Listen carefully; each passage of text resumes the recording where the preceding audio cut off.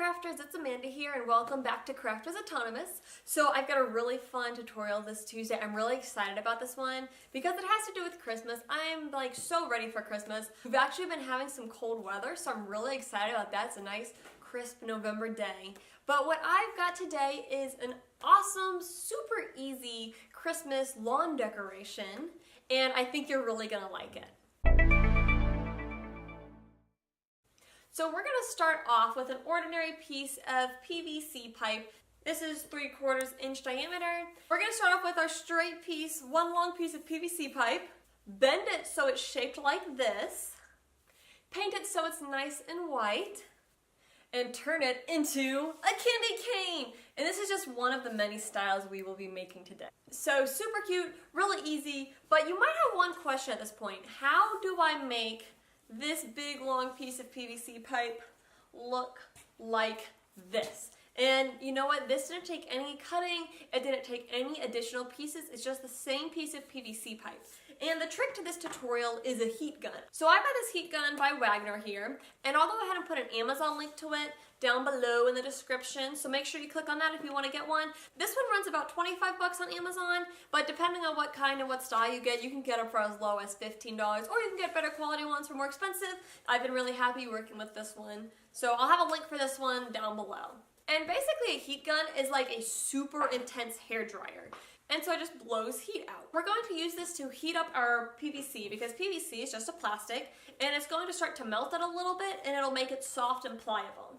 Now, having said that, there's two things we want to do because safety is of utmost importance when using tools like this. The first thing is because we're going to be melting a plastic, work in a well-ventilated area. Because some plastics, the fumes they give off as they melt or as they burn, aren't the best to directly breathe in. So I'm in a workshop barn, I've got the doors open, nice and airy, air is moving today. So that's the first thing you want to keep in mind. The second thing you want to keep in mind is this can seriously burn someone. You know, a hairdryer, you turn it up too high, you kind of get a little bit of ow on your head, but we're not talking hairdryer heat. We're talking very intense heat, okay guys? I've got these big gloves here, and I think these might be welding gloves. These are gloves my dad uses with his Big Green Egg grill, which, by the way, I'm not sponsored by Big Green Egg, but you should get a Big Green Egg because it's so good. So anyways, these are what he uses when he's reaching in there. So these are really great gloves. So you definitely want to have some kind of protection on your hands because we are going to be touching the PVC pipe when it's warm to help shape it.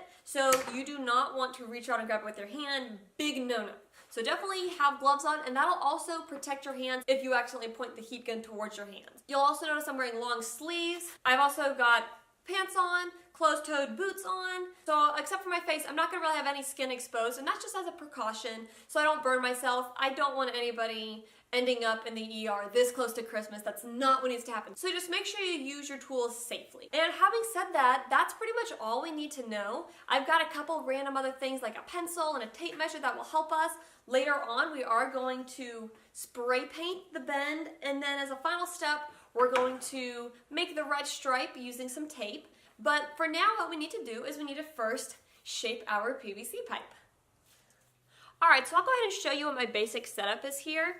I've got this nice cardboard trough that I just grabbed some different boxes, cut the flaps off, taped them together, bent them, and now they're creating this trough, and I just coated it in aluminum foil. And the purpose of this is we can set the PVC pipe down in here, kind of bend it closed. It helps if you have someone to help kind of hold the cardboard bent over. And then when I'm using the heat gun, it just helps it heat up faster. For the sake of filming this, I'm not gonna worry about bending it over. I'm just gonna leave it sitting in here. So I've just got this set up on my sawhorses here. And I'll kind of leave this angled towards the camera. But the basic idea is if you want to rig something up like this, it will help the process go a lot faster just because it will help insulate the PVC pipe as it's heating up so you can do the bend really easily, really smoothly. But if you don't, that's okay. As far as what kind of surface you want to work on, you want to work in an area that can get hot. So you may even want to just put aluminum foil down on whatever you are working on, maybe put a sheet of cardboard underneath that just to make sure you don't damage whatever surface you're working on. I just got this spread out across 2 sawhorses up here in the workshop barn. So that's basically my setup. And before we need to put our gloves on and start using the heat gun, we need to just make some quick marks on our PVC pipe. And this is going to help us make a better, more consistent bend. So I just got a tape measure here, and I'm gonna measure out to about 2 feet. That's about how much length you want for your bend. So I'm gonna start by marking it at the 12-inch, 1 foot mark here, and just get the pencil, just rub it on there. And then I'm gonna mark down 2 inches or so from there, and these are gonna be my guidelines because the 12-inch here in the middle, that's what I want the top of the bend to be. And then I'm gonna have matching guides on either side. So when I bend here at the middle, this mark and this mark, I want to kind of get them lined up and even with each other. And that'll make a lot more sense once we're actually bending. So I'm just making some marks down the length of it. So my marks, I started at the 12, and then I went 2 inches on either side of that, so at the 10 and the 14. And then to make the rest of my guide marks, I went 3 inches and 3 inches this way. From my 10-inch mark, I went 3 inches to the 7 inches, and then another 3 inches to the 4 inches. So I've got a total of 7 marks here, 1 in the middle, and then 3 guides on either side. You also want to mark the 24-inch spot because that line that you draw at the 24-inch spot, you want to line up with the end of your candy cane when you're bending it. So now it's time for the fun part where we get to use the heat gun, and I'm going to put on my nice gloves. All right, I'm gonna talk through some of these steps before I start doing them so you can actually hear what I'm saying, because this thing gets a little bit loud, kind of like a hairdryer. I'm going to turn my heat gun on. This one has 2 settings, so I'm gonna go up to the highest setting just to speed the process up a little bit. And when it's on, I'm going to come down this whole length, a little bit beyond the 24-inch mark, all the way to the very end. And I'm just gonna go back and forth kind of slowly, pretty close. You can see I'm not way back here. You also don't want to touch it because if you touch it, you will burn it, and so it can cause some different marks and things to appear. It's not a huge deal if you burn it because we are going to be painting over it, but it's just nice to not burn it. So I'm just gonna go back and forth like so, holding it pretty close. I'm going to roll this back and forth so that way I'm not just getting one side melted but the other side and it's still cold. Just kind of keep going back and forth this whole length for, it's probably going to take about 5 minutes this part, because what we want is we want it soft enough so that way we can take it and we're just going to push it and it's going to create the bend, and then we're just going to grab the PVC pipe with our gloves on and we'll shape the bend really simply. So now that you have a basic idea of what we're doing, I'll go ahead and start doing this. I'll probably speed up most of the heat gun part just because you probably don't want to watch me going back and forth for 5 minutes. But then I'll show you how the PVC pipe will be soft and malleable and we'll be able to bend it and shape it.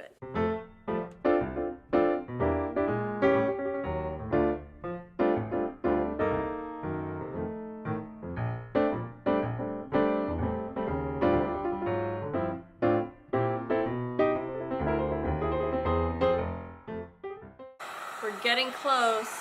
You can see I've already put a little bit of a bend in it there. Just a little bit more, and then I'm going to really shape it. Alright, so this part is where you want to be fast while it's still warm, but keeping track of where my 12-inch mark is, I'm just going to bend it back on itself, like so.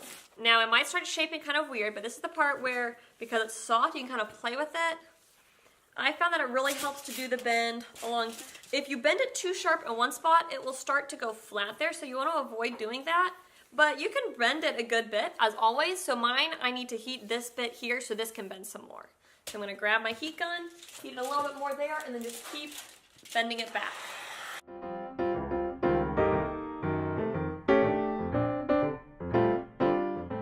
Alright, so now I've got this part here soft. You can see how easy it is for me to bend. And I'm just going to pull this part over, shape it. And there's really no science to this other than you melt plastic and while it's soft, you bend it. So really simple.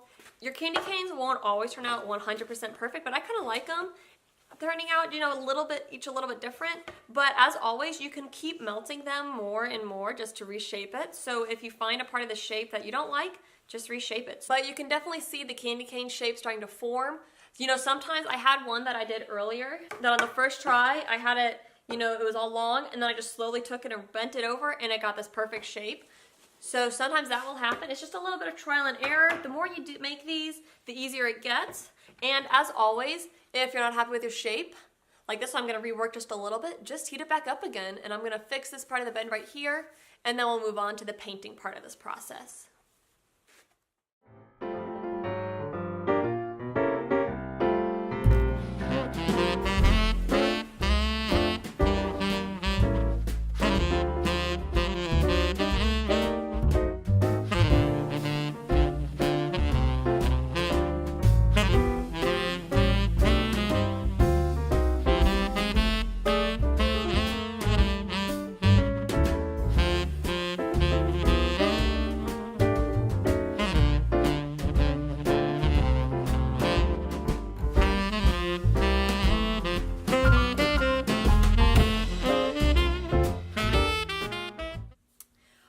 So I finished painting my candy canes, and now I'm going to throw out a couple things here. When I was painting, because of the weather and just different factors, the painting with the spray paint wasn't my best option to go with.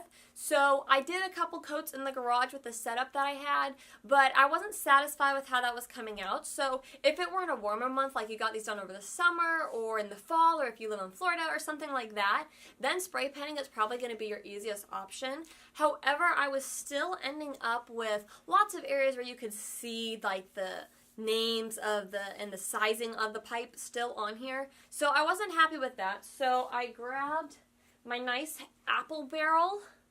It's just this acrylic paint. It has this really cool gloss finish, and it's great for indoor-outdoor use. I'll put a link for it in the description below. But I went ahead and I started using that to touch up spots, but then I really liked how the gloss look was turning out. So I just ended up painting the whole thing by hand with the gloss acrylic paint.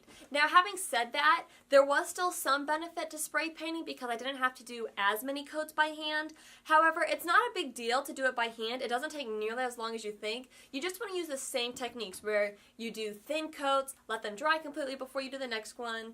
And I probably only did about 2, maybe 3 coats with the acrylic paint. It covered really nice. And so I'm really happy with the shine, and it really just finished it off nicely. If you are looking up close, you might notice some spots like here where there's a bit of a paint run, and that's just from the combination of spray painting a little too heavy and with the setup I had, and then going over it with the acrylic paint. However, it's not a big deal because you're not going to be looking at these that close. You're not going to be like sitting them like, wow, that's a big paint smear.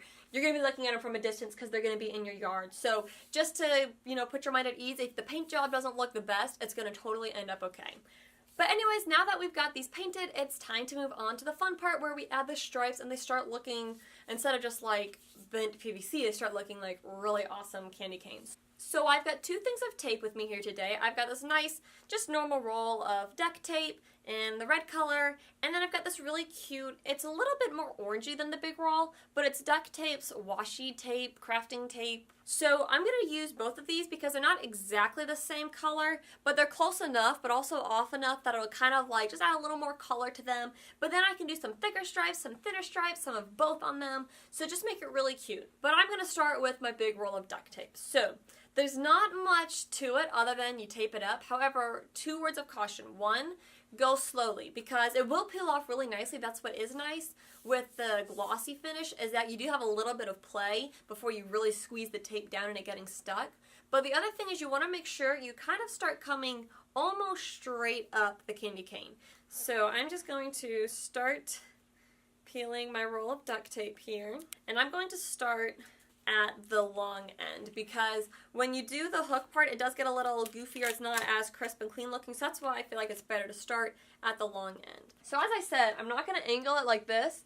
I'm going to come at a pretty severe, almost parallel angle, and that's going to make sure that it's able to wrap. Now, when you go to start taping, it might get bubbles in that. Just pop it up, and that's why I was saying the key is to go slow. You can also let the tape hang down a little bit.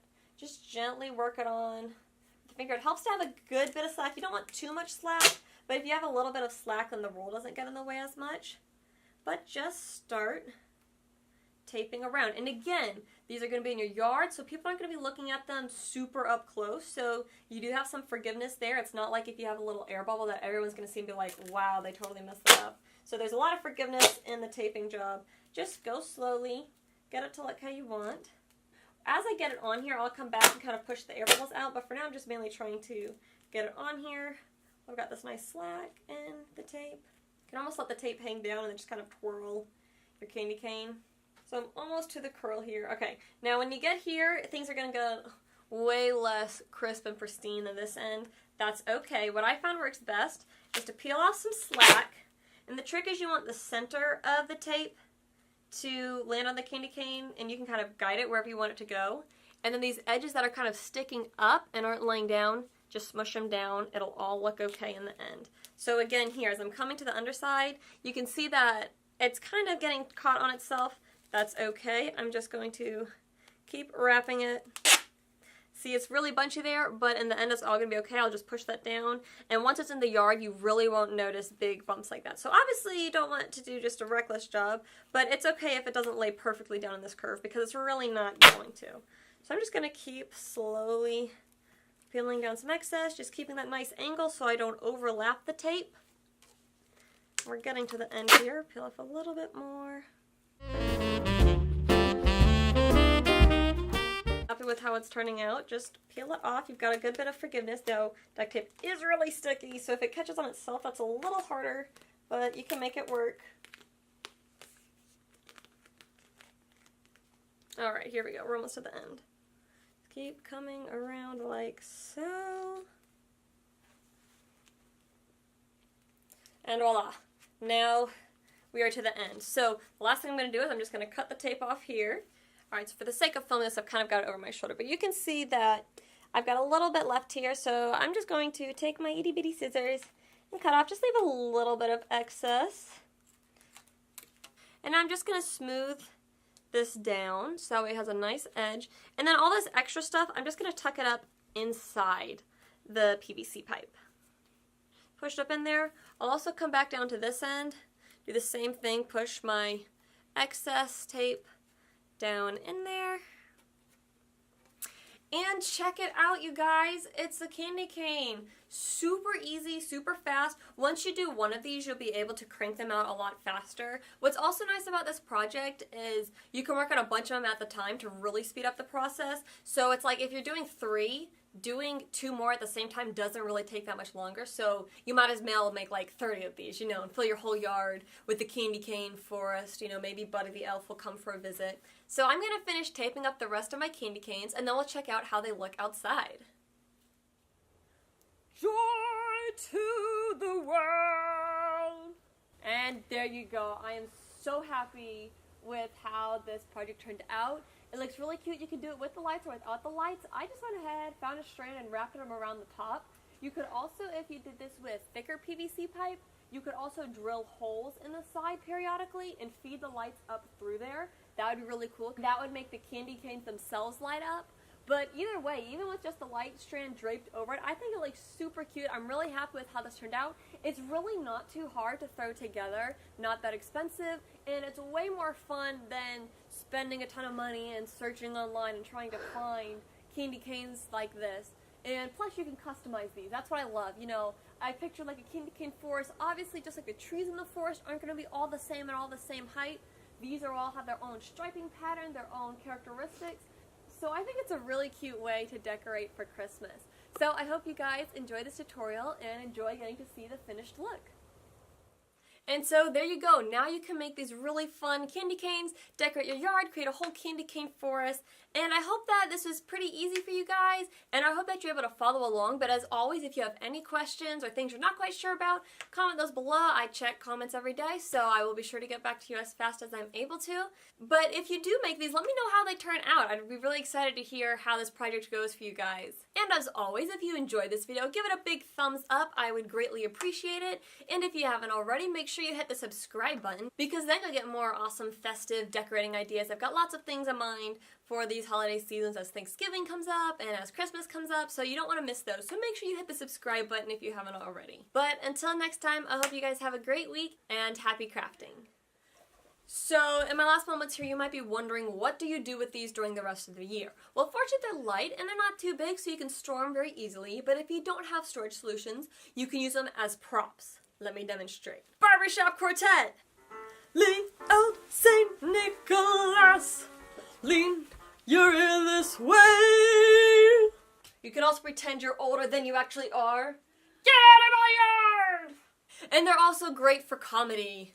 Why did the chicken cross the road? To get to the other side! Ha ha ha.